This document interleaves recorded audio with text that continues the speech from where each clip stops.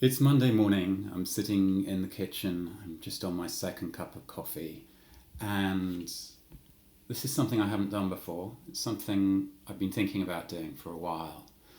And what prompted me to act on that lingering thought is reading all of the messages and seeing the pictures from friends who 2 days ago on Saturday in London were occupying bridges and bringing traffic to a halt, peacefully enacting this Extinction Rebellion.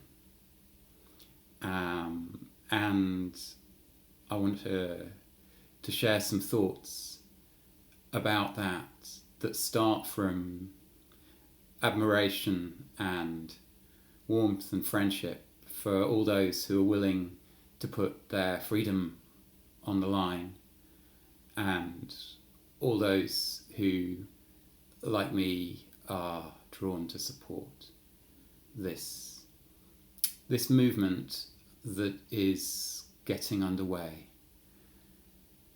And as I sat down to make some notes about this, I was thinking about the gap between even what's at stake for those conscientious protectors who chose to get arrested on the bridges in London on Saturday, and things that are going on all of the time, getting even less media coverage in the countries where our coffee comes from.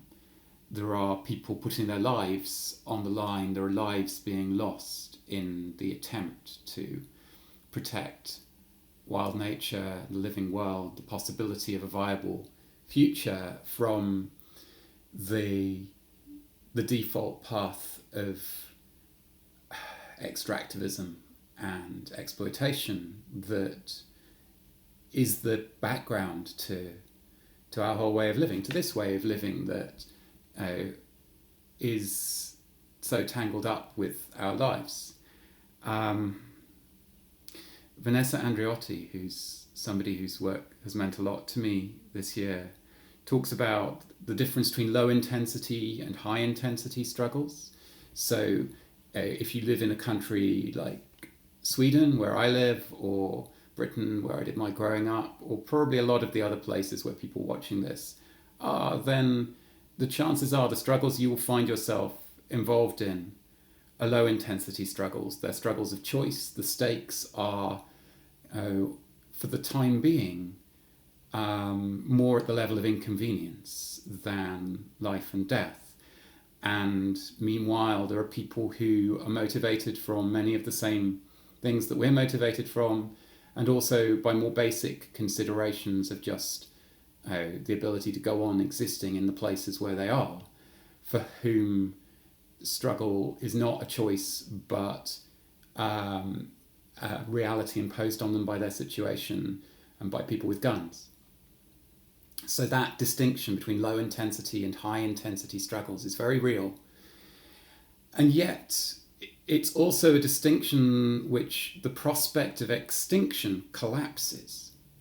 Once we're getting real, once we're talking about the sixth mass extinction in the history of our planet, which is an ongoing reality, and the real prospect of human extinction in the near future as what's at stake here, then the gap between those of us in the low intensity and those in the high intensity struggles is only a very temporary one.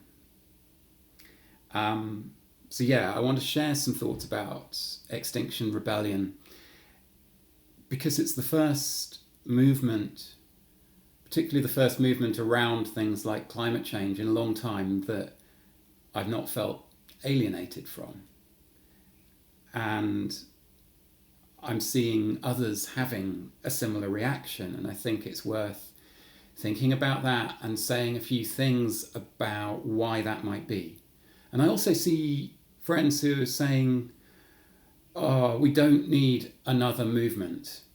And I don't think that this is just another movement, but I could be wrong.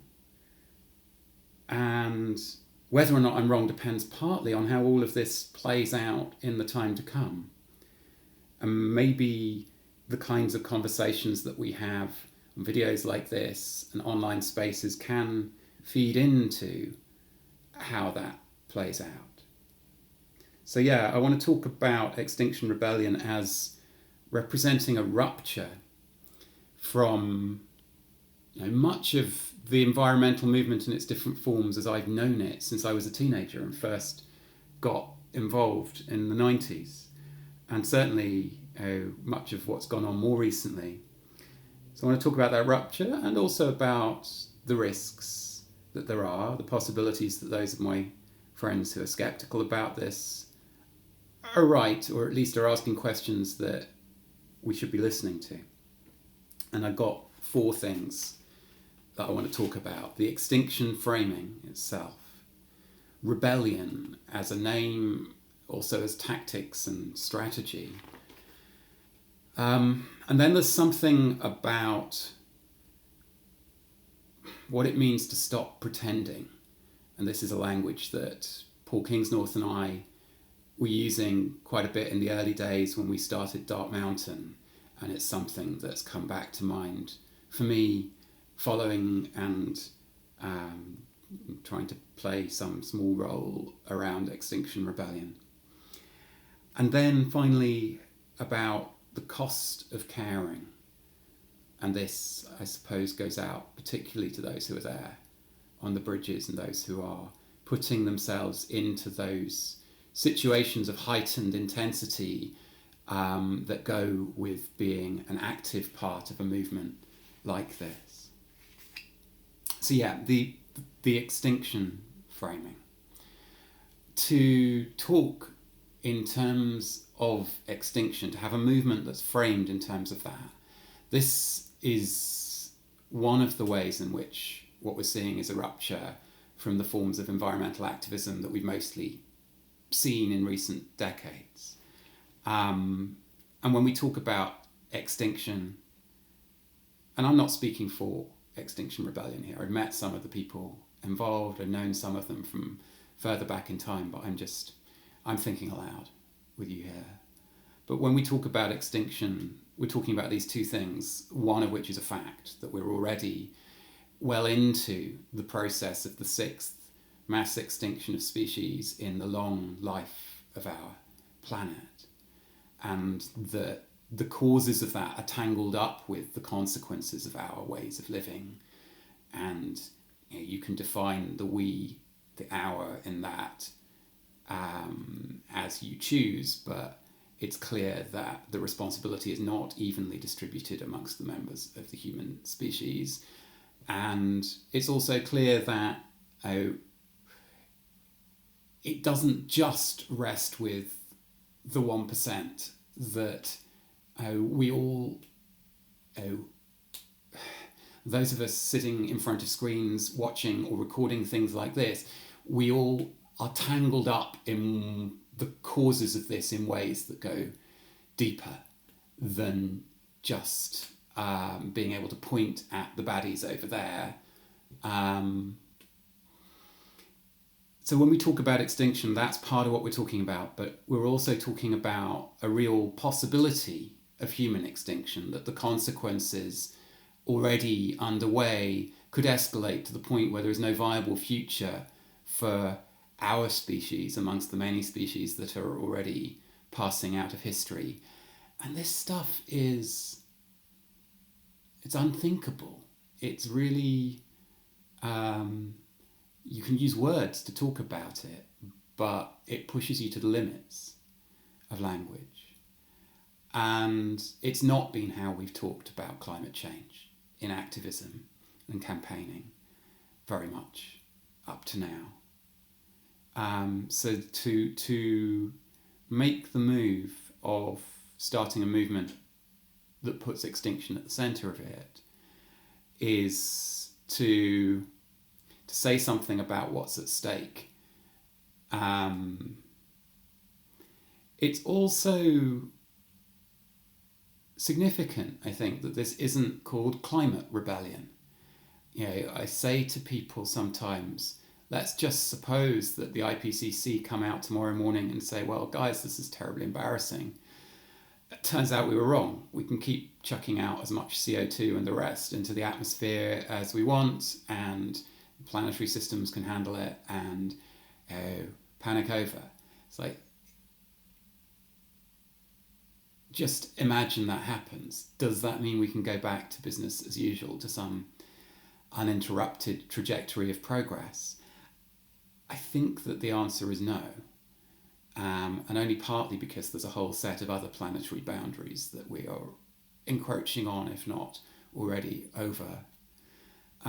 So I think it's important that it's Extinction Rebellion, not just climate rebellion. I think it's important that it's a rebellion. It's a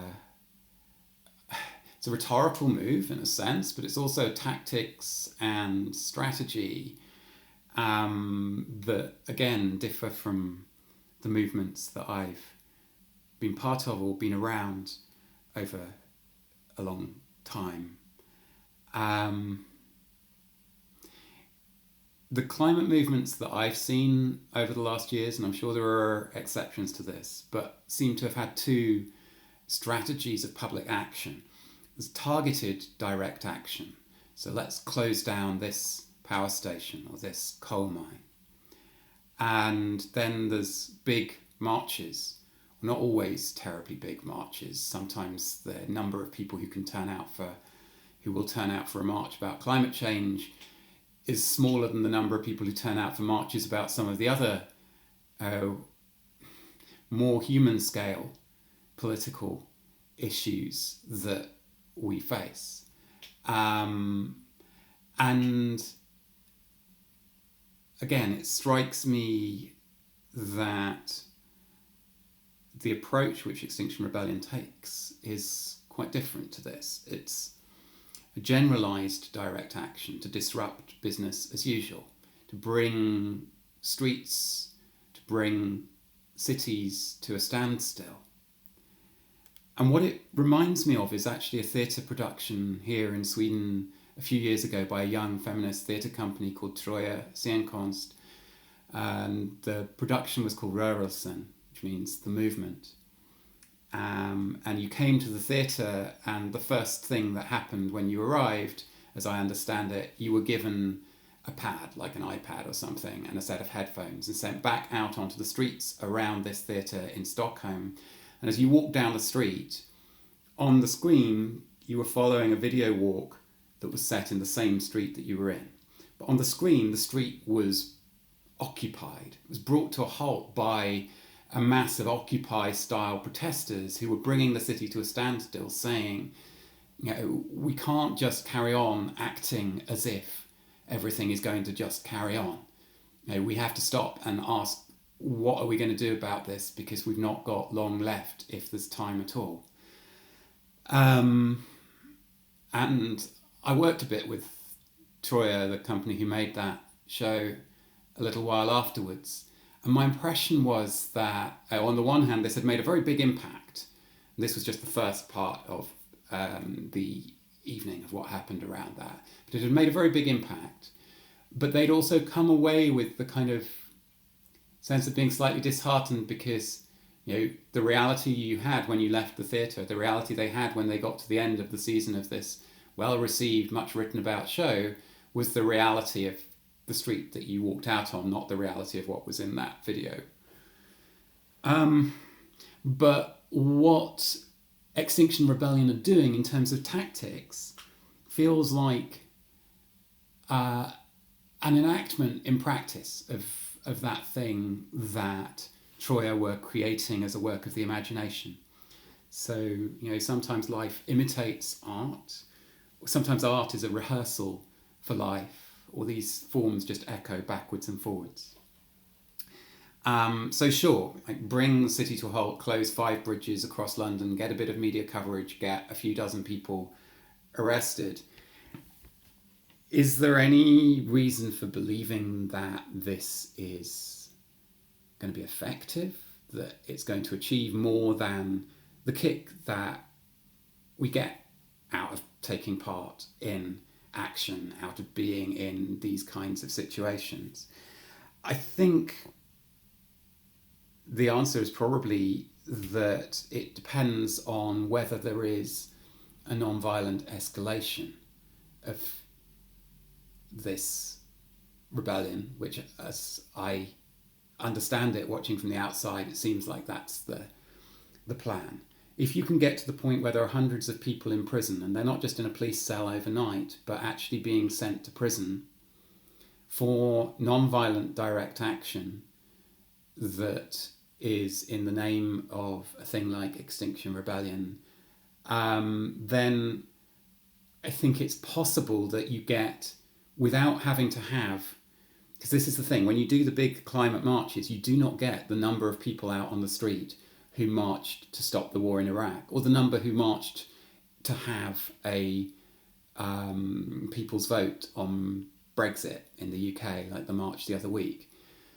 So the question is, with the smaller number of people who are prepared to mobilise around the reality of a thing like climate change, can you do something that actually shakes the whole public conversation, that forces itself into the media in a non-trivial way, that starts different conversations in pubs and around the country? And I think that, you know, getting hundreds of people into prison with real sentences for non-violent direct action around a thing like Extinction Rebellion, you've got a chance. Certainly there's a long history of these forms of action. The project I worked on with Troya was called A History of Swedish Democracy, and one of the slogans we came up with there was, "We didn't get democracy by voting for it." Is it plausible that you can get that kind of people in prison for real lengths of time really putting their freedom on the line in numbers around this? I think it's plausible in terms of the willingness of people who are getting involved in Extinction Rebellion. The bigger question is whether the state, whether the systems of law and order and criminal justice will give people what they want. There is certainly at this stage, a sense that the police are going very gently on Extinction Rebellion activists. A lot of stories of, sympathy and respect from individual police officers in the encounters that went on Saturday.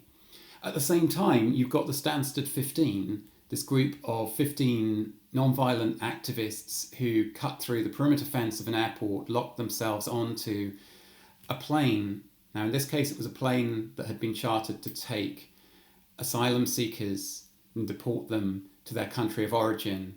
Several of the people on that particular flight are understood to have been facing real threats to life in the countries they were being sent back to, and others on that flight will have been being deported without having their appeals heard in the courts. Now, that group of 15 activists are on trial at the moment. They're facing life sentences. There are anti-terror laws that were passed in the 90s, or laws which were passed for reasons that are understood to have been about dealing with terrorist threats to airports, that have been used to up the stakes in the kind of punishment that they are facing. So I guess what that says is the British state and criminal justice system right now is willing to throw, or to consider throwing, very heavy penalties at non-violent activists, and therefore a non-violent escalation of Extinction Rebellion to the stage where you get hundreds of people in prison is not impossible. And that's probably what it takes to really, to make the kind of impact that I think is what's being envisaged.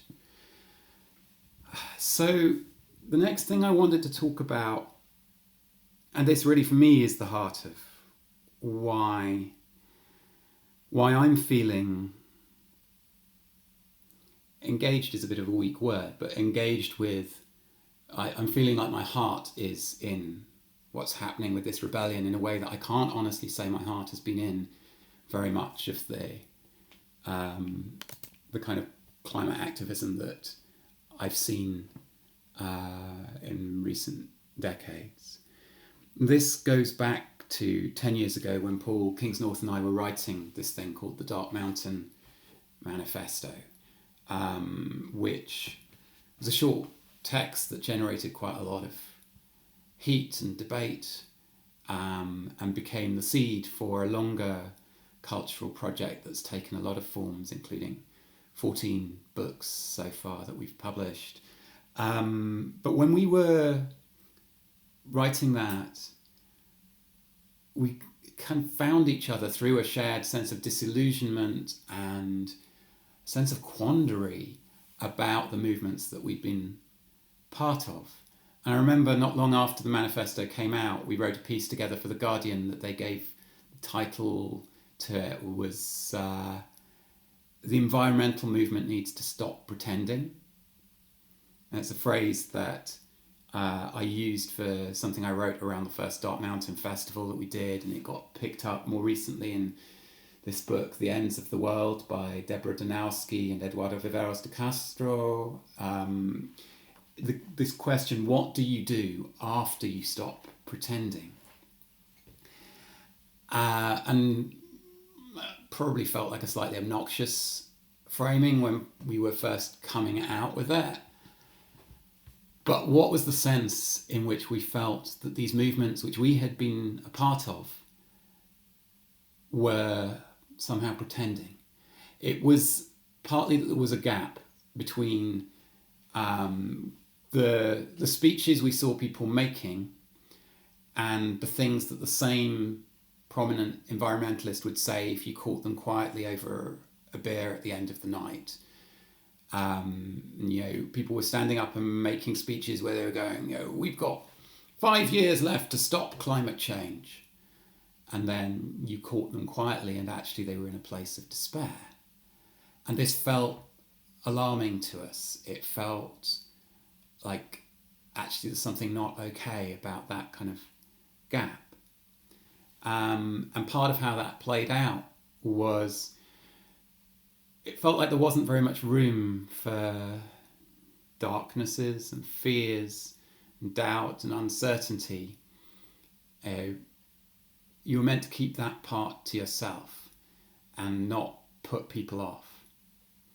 And that was part of the culture of activism, and I think has continued very often to be, that there is a kind of organising around hope and optimism, and when you try to express the shadow side of what it actually means to try and look straight on at the implications of climate change, and you try to talk about that, people would say to us, well, guys, you're burnt out. We know this happens, so go off and do a retreat, go off and spend a few months on a beach in Thailand or whatever.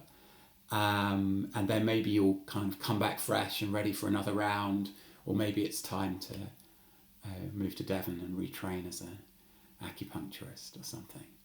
And that's a bit of a caricature, but there's truth in it.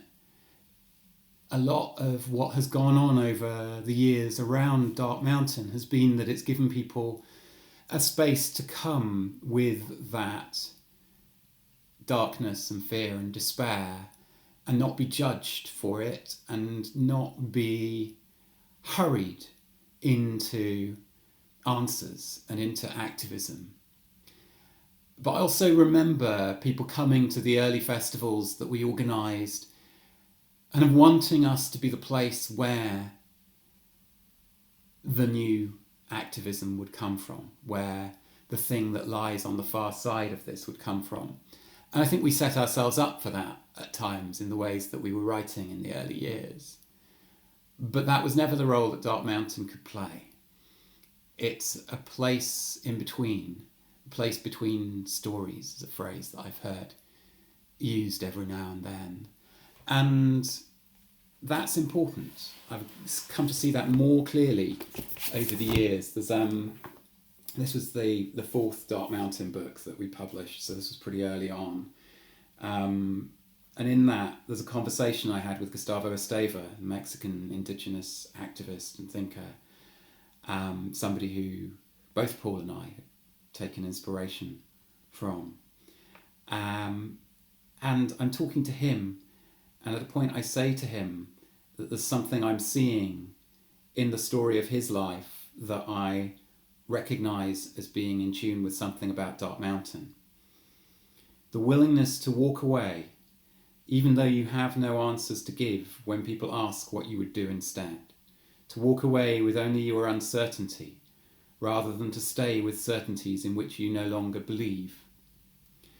And I've seen a lot of people over the last years, some of them around Dark Mountain, some of them in other places. This is a kind of common journey that quite a few of us have been on, having to make that move of walking away without being able to explain what your answer is, what your solution is, whether solutions are even the terms in which it's worth thinking about this mess that we're in. But what I experienced last month, I was in England 5 weeks ago today. I gave a talk in Stroud, and it was a really amazing evening, amazing crowd.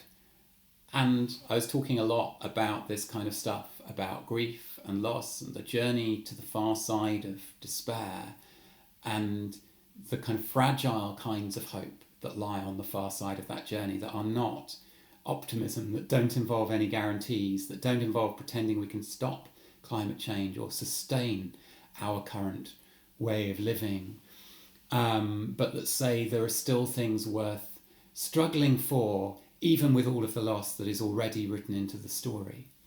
And at the end of the evening, this woman, Gail Bradbrook, came up and spoke from the stage and just talked for a couple of minutes about Extinction Rebellion. And this was the first that I'd heard about this movement. It was only just beginning to become publicly visible. It's all really happened very quickly within the last few weeks. And I had a feeling, listening to her and listening to the way that the things that she was saying resonated with the stuff that I'd been talking about and the stuff we'd been talking about with each other in that room all evening, that for the first time I was seeing a movement that was offering itself as a mode of activism in a way that Dark Mountain has never intended to be, but that had room for the darkness and the fear and the shadow side of facing all of this, rather than that being something that you kind of keep off to one side.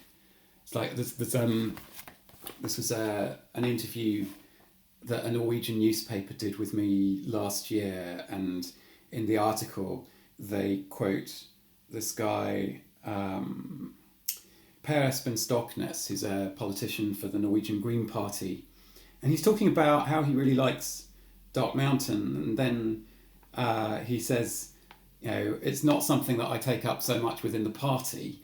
It's a theme that I like to talk about, but it's probably not for the broader political campaigning apparatus. As they say in English, hell doesn't sell. And I think that split there is actually, that was the kind of pretending that Paul and I were deeply concerned about when we started Dark Mountain. The idea that you take your darkness and your fear and your sense of what's actually most likely to be the course that we're on, and you put it over there, because all of the expertise we have about how to communicate a message, how to sell things, tells us that people don't want to hear about doom. And I've seen this, there's been a bit of a backlash in a few places from people who are kind of experts on environmental communication, responding to the message from Extinction Rebellion and saying, doom doesn't work. And I guess what I feel when I see that is, well, okay, how's that positive messaging working for you? Because as far as I can see, the message on the banner that some of the Extinction Rebellion lot hung over one of the bridges on the Thames last week that just said, climate change, we're fucked. That's a fairly accurate description of the state of play at the moment. Kevin Anderson, who's been the visiting professor of climate leadership at Uppsala for the last couple of years, gave a pretty sober update after the last COP meeting, where he basically said to us,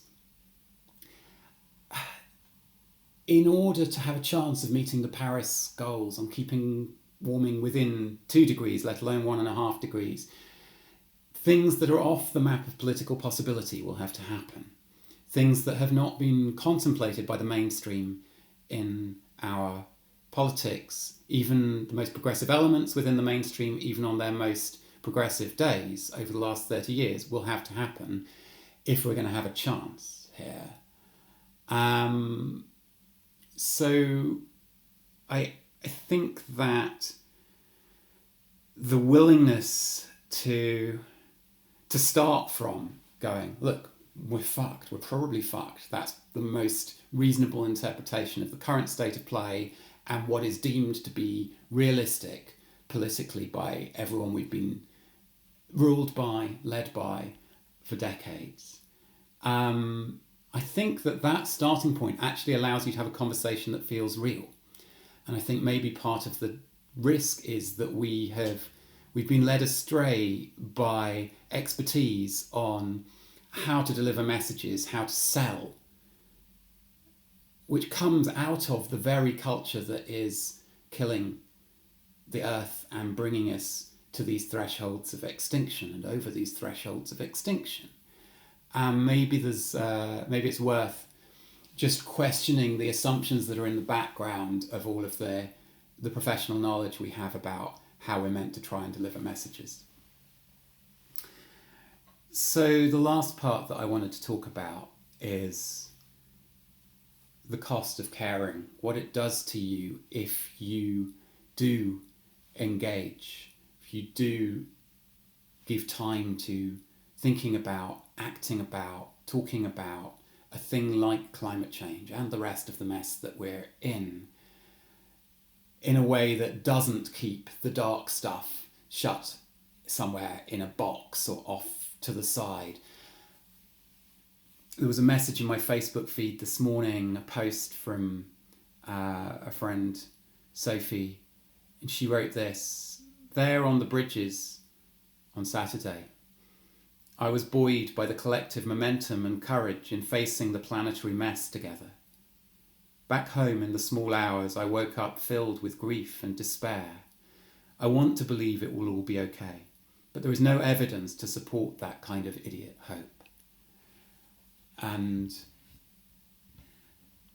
I suppose part of what does give me a certain fragile, foolish hope about Extinction Rebellion is that it feels like a movement within which that kind of message, that kind of conversation is seen as possible and desirable and part of the work rather than something that's shut off to the side.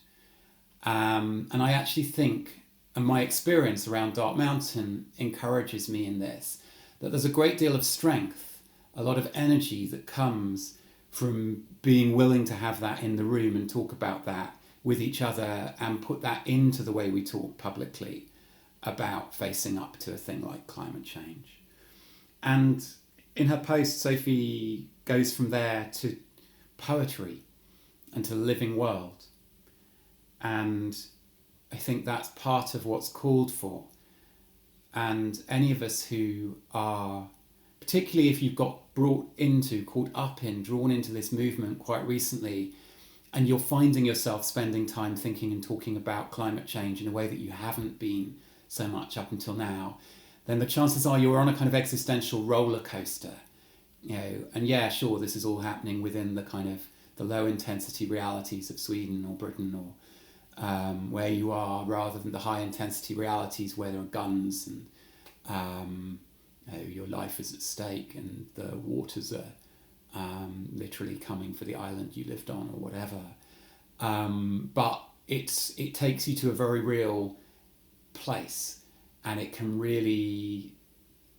take its toll.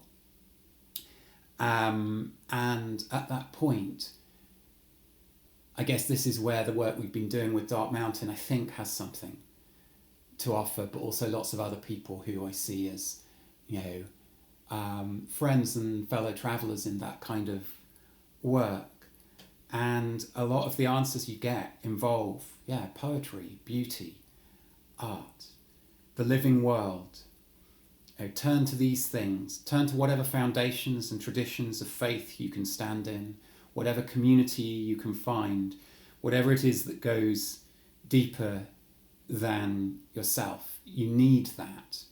And it's very heartening to see how present that is, how visible that is within the work that Extinction Rebellion is doing. And again, to me, that's one of the signs of this being a kind of break from a lot of what I've seen in earlier waves of activism around climate.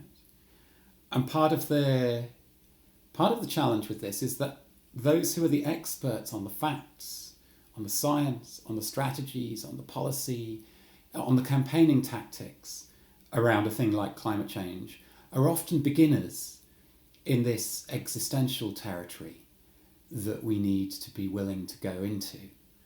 And the kind of knowledge that is useful when you're facing the dark nights of the soul that go with this work comes from other sources. And it does come from people who sometimes go under the name of artists, or who operate within different faith traditions or spiritual traditions, or within the experimental edges of education. These are the places where people have spent long periods of their life learning about what it means to be transformed by what we know, rather than just to accumulate and act on knowledge as a set of facts that can be held at arm's length. That's probably something I should talk about a bit more another day. But make sure that you're finding each other and holding each other and making room for that stuff, as well as the kind of adrenaline-fueled fight or flight moments or kind of crowd enthusiasm that goes with being part of something like the groups that were occupying the bridges in London on Saturday, or the groups that are going to be swarming and doing all kinds of other activism in the days and weeks ahead as this rebellion continues. Is it going to succeed? Do I think that this rebellion stands a chance? The sensible answer is no, almost certainly not. That banner, "We're fucked," is probably right. At the particular level of Extinction Rebellion, there is always the danger of these tendencies within activist culture, and you can say that maybe I'm a bit jaundiced about this, but I've seen it, and I think a lot of others of us have, the danger that activism becomes a ritual that doesn't know it's a ritual. Actions that we perform because we enjoy performing them, because of the feeling that they give us, because of the sense of togetherness that they give us, rather than because we have any reasonable explanation of how this could even possibly, in a foolish and improbable world, lead to something changing. I think that's a risk. I think that there's the risk that something hardens, that the heart gets marginalized, and we go more into the kind of the tension of conflict, which is part of these kinds of movements, but which can become another way in which another place that activism goes to die. So there are plenty of risks, but ultimately we don't get to bargain with the universe. We don't get to know that what we do will work. We don't get to know how the story ends, even if we know that there's enough loss written into the story that most of the different voices, most of the different approaches to climate change within our societies are really just different shades of denial. There's enough turmoil around and ahead of us. I do have a certain willingness to risk having some faith in what's happening with Extinction Rebellion. That's why I wanted to try and get these thoughts on camera this morning. And maybe a good place to end would be with the poem that my friend Sophie posted on Facebook after that post about the sort of the dark night, the being awake in the night after the powerful feelings of hope that you've had on the bridge have faded, and when you're just there alone with the darkness and with the thought of the questions that you're going to be asked in time to come by your children. This is a poem that comes from Wendell Berry.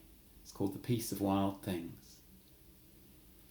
When despair for the world grows in me, and I wake in the night at the least sound, in fear of what my life and my children's lives may be, I go and lie down where the wood drake rests in his beauty on the water and the great heron feeds.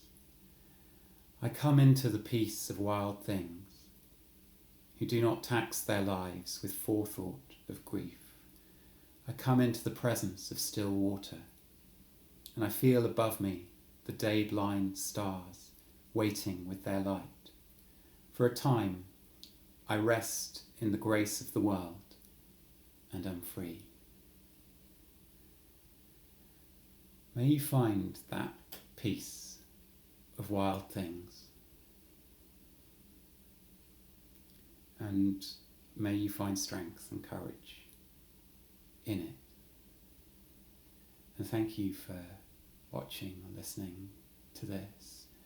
It's not the same as if we were able to sit down around this kitchen table together or be in a room together, but I hope that it's worth sharing all the same.